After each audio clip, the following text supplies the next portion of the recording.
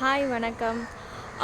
மன அழுத்தத்துக்கு முக்கியமான காரணம் மோஸ்ட்லி நீங்கள் பார்த்தீங்கன்னா, ஒரு விஷயம் உங்களுக்கு பிடிக்காதத நீங்கள் செய்கிறதோ, பிடிக்காதத நடக்கிறத பார்க்குறதோ தான் மோஸ்ட் ஆஃப் ரீசன்ஸ் இருக்கும். ஆனால் அதுலேருந்து நீங்கள் திரும்பவும் வெளியில் வரணும் அப்படின்னா, தேவையில்லாம அதையே நினைக்கிறது மிகப்பெரிய தவறு. இப்போது ஒரு விஷயம் நடந்து போயிடுச்சு. நிறைய பேர் நான் பேசும்போது கவனிக்கிறது பார்த்தீங்கன்னா, பழைய விஷயத்த தான் பிரச்சனையா சொல்லிகிட்டே இருப்பாங்க.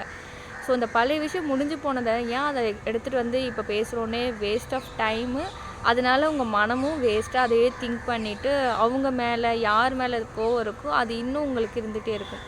ஸோ இந்த பழைய விஷயத்த மோஸ்ட்லி விட்டுடுங்க. ஓகேங்களா? எக்ஸாம்பிள் நான் சொல்லணும்னா, ஒரு தண்ணி பானையை எடுத்துகிட்டு கையில் வச்சுட்டே இருங்க. எவ்வளோ நேரம் உங்களால் வச்சுக்க முடியும்? கை வலிக்கும்ல, அந்த பானை கீழே வச்சிடறோம்ல. அந்த மாதிரி தான் நம்ம மனசுலேயும்.